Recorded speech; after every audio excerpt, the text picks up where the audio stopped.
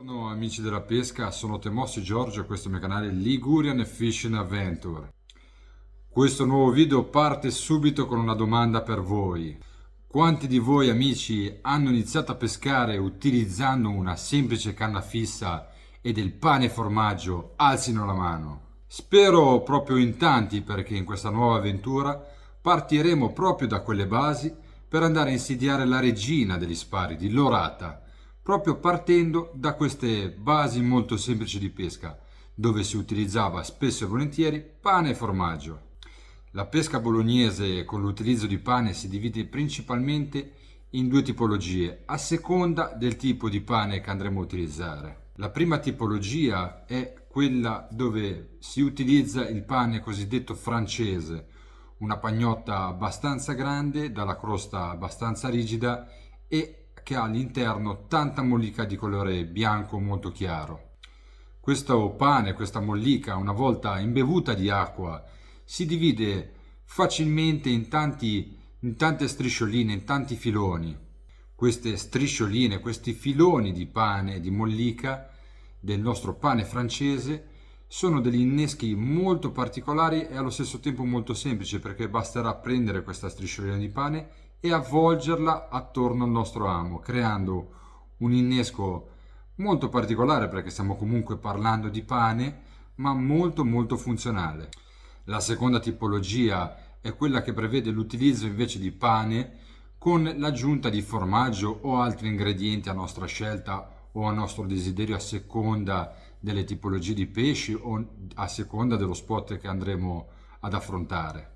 Questa soluzione che prevede generalmente l'utilizzo di pane, semplicissimo, una qualsiasi tipologia di pane che abbia all'interno una mollica, la si bagna, gli si aggiunge del pane grattato, la si asciuga, la si comprime e presto è fatto. È una soluzione più solida, più pesante, arriva più velocemente in pesca, arriva più velocemente sul fondale e porta con sé una caratteristica che è quella sicuramente di avere più odore rispetto ad esempio il pane francese di cui abbiamo parlato in precedenza. Prima di andare avanti voglio dirvi che tutto quello che avete sentito, che andrete a sentire in questo video è puramente derivante dalla mia esperienza personale e tale rimane. Come spesso vi dico, l'importante è osservare gli altri, prendere spunto, imparare un po' le basi di quello che si vuole fare, ma poi è bello metterci del proprio in quello che si fa per il semplice fine di catturare un pesce, perché poi si va a pescare per quello. Quindi osservate, ascoltate, ma poi metteteci, mi raccomando, sempre del vostro, soprattutto in base ai pesci che andate a cercare, agli spot che frequentate abitualmente, e ricordatevi che questo video non è legge, ma è semplicemente una mia condivisione di quello che faccio io con voi, non è legge. Ma tornando a noi, che montatura utilizzare? Una volta, e soprattutto chi ha una certa età se lo ricorderà, si utilizzavano i classici galleggiantini a pallina, di 1000 colori diversi, ce n'erano di tutte le grandezze differenti, ma erano semplicissimi galleggianti a pallina, che sembrano banali di per sé, ma che con i loro cerchietti in fase di abboccata ci permettevano di vedere immediatamente la benché minima mangiata di qualsiasi tipo di pesce. Detto questo, cerchiamo un attimino magari di evolvere anche la nostra montatura utilizzando galleggianti ad astina, ma cercando quei galleggianti ad astina sempre con la forma a pallina, a oliva, sempre delle forme un po' tondeggianti che possono permettere di fare proprio quel movimento del galleggiante e di segnare i cerchi in fase di abboccata. Questo galleggiante ad astina sarà sicuramente molto più visibile rispetto alla nostra pallina se peschiamo in distanza e reggerà qualcosina in più in fatto di corrente in caso di situazioni un po' turbolente o in pesca magari in canali, torrenti, fiumi. Visto che il pane e formaggio è già un'esca abbastanza pesante di per sé, non andiamo ad appesantire troppo la nostra montatura. Consiglio magari una serie di pallini molto leggeri, calcoliamoli dando un po' di lasco. Se il nostro galleggiante è 2 grammi, magari calcoliamo 1,20 grammi, 1,5 grammi, lasciamo un po' di spazio al peso della pallina di pane che andremo a utilizzare. Tanto una volta che il pesce mangia, il galleggiante va giù, non sono quelli 0,5 di differenza. Non stiamo pescando alborelle nel torrente sperduto, stiamo pescando in mare dove comunque un pesce minimo di 20 grammi, un galleggiante di 2 grammi lo porta giù come niente, se gli diamo la giusta grammatura di piombini. Piombini, come vi ho detto in precedenza, non esagerati, una cosa molto molto semplice, molto leggera, in modo tale che accompagni piano piano la caduta del nostro panino di pane sul fondale dove vogliamo andare a pescare.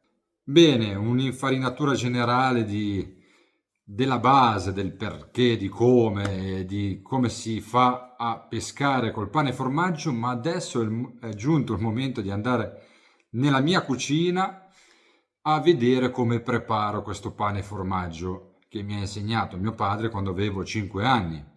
E poi, magari, poi ce ne andiamo anche un po' a pescare.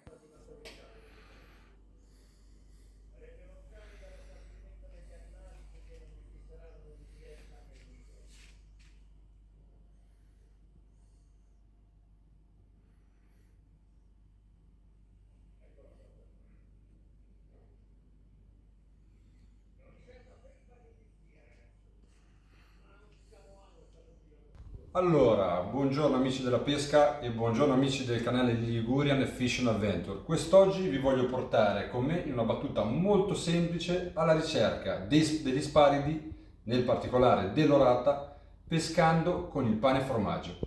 Proprio così, non più col verme, non più con cose sofisticate, ma torniamo indietro negli anni e quest'anno e questa volta prepariamo insieme il pane e il formaggio e andiamo a cercare la regina proprio così.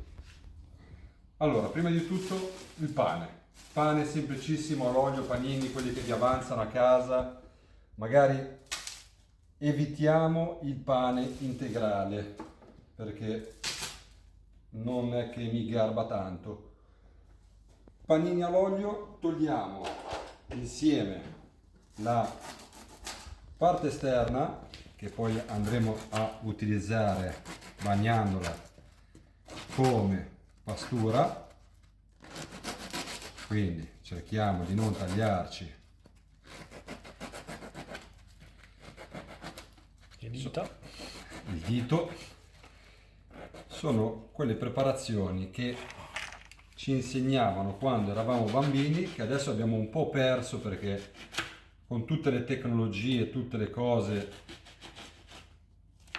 si pensa sempre che le cose più costose siano quelle più efficaci, ma in realtà oggi scopriremo che a volte è meglio tornare indietro con le vecchie usanze.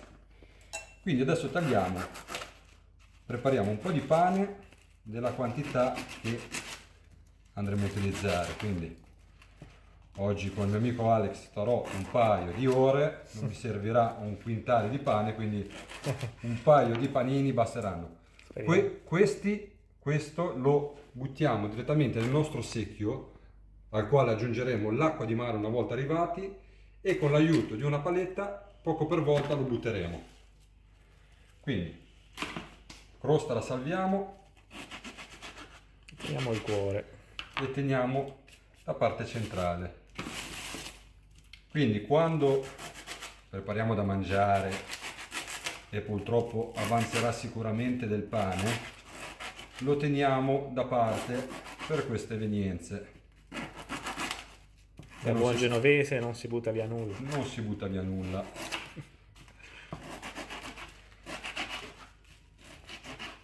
Quindi questo qua. Allora, abbiamo preparato il nostro pane, abbiamo preso la parte centrale del pane. Adesso una cosa che sembra semplicissima, ma in realtà dobbiamo stare un po' attenti. Lo iniziamo a bagnare. Pane secco, lo bagniamo. Allora, sentiamo la consistenza del pane che inizia a prendere l'acqua.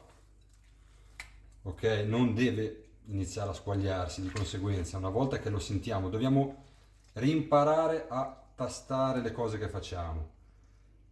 Quando vediamo che inizia a essere pieno d'acqua, lo scogliamo, ok? Quindi la nostra mollica di pane adesso è carica d'acqua, però non si squaglia, ok? Rimane sempre con una certa consistenza. Togliamo tutta l'acqua in eccesso e ritorniamo qua. Una volta qua aggiungiamo i nostri altri due ingredienti. Pane grattato, perché adesso l'abbiamo bagnato, ma dobbiamo ritornare ad avere un'esca solida. Pane grattato. Adesso la pubblicità della Coop non ce ne frega niente, anche perché la Coop non ci dà soldi, purtroppo ce li ruba e basta. Pane grattato, il formaggio grattato. Non andiamo a complicarci la vita, pecorino, non me ne frega niente, basta che sia formaggio grattato, ci deve essere proprio l'odore di formaggio. Ne mettiamo in quantità tale da riuscire a rimpastare il nostro pane e riportarlo a una situazione solida. Ok? Io adesso ne sto preparando veramente tanto perché saremo in 2 oggi. E adesso si passa a impastare senza fretta. Un piccolo dettaglio: allora, il pane grattato tenderà a solidificare il nostro pane bagnato, mentre il formaggio grattato tenderà, soprattutto in questa fase, ad incollare, sarà come mettere della colla. Adesso guardiamo un po' il dettaglio di questo pane qua. Siamo a metà dell'opera. È ancora troppo morbido, allora cosa facciamo? Apriamo un altro pane grattato e lo aggiungiamo.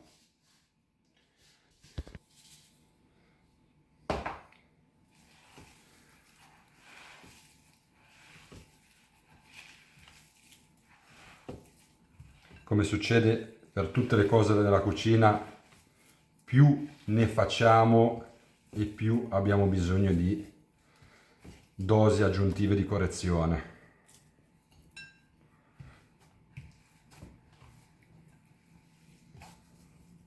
È lo stesso principio della cucina: cucinare per 2 persone non è come cucinare per 6. Esatto. Adesso che abbiamo aggiunto la giusta dose di pane e formaggio, iniziamo già ad avere una forma che sarà quella definitiva che andremo a utilizzare poi una volta in pesca. Ok. Allora, questa variante possiamo fare tutte le aggiunte che vogliamo, cioè se vogliamo un po' di acciughe, se vogliamo aggiungerci delle sarde, dobbiamo sempre macinarle per bene, cioè dobbiamo far sì che l'impasto non abbia agrumi grossi di quello che andiamo ad aggiungere, che sia formaggio, sardo e quant'altro. Tutti i profumi che andiamo ad aggiungere, che saranno pressoché quelli che ci avanzeranno nella cucina che andiamo a fare in casa, non stiamo a spendere milioni. Questa è una pesca bella perché è con poco, pane, formaggio, e si va a pescare, deve rimanere tale, bella tale. Se fate delle mangiate, vi avanza qualcosa, riuscite a tritare, mettete tutto nel tritatutto e impastate tutto.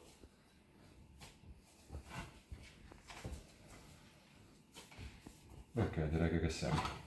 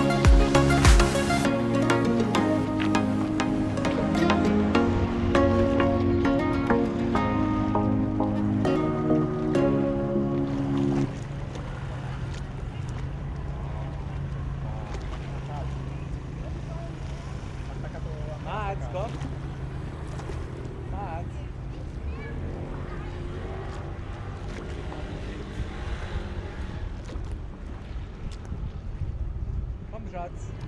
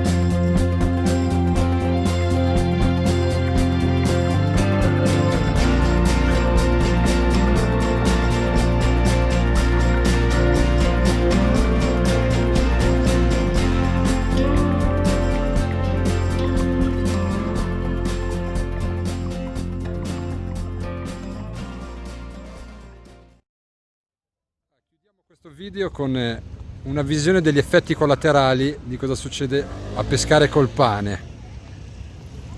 che si viene circondati da papere, germani reali, di ogni dimensione e forma, cattivissimi, che cercano in tutte le maniere di arrivare al pane e alla tua postazione, con una lentezza incredibile, ma ci arriverà lo stesso. Guardate che tenerina che è, questa tenerezza la fa solamente per arrivare al pane, fa anche finta di grattarsi, ma lei ha visto dov'è il pane e ci arriverà, maledetta.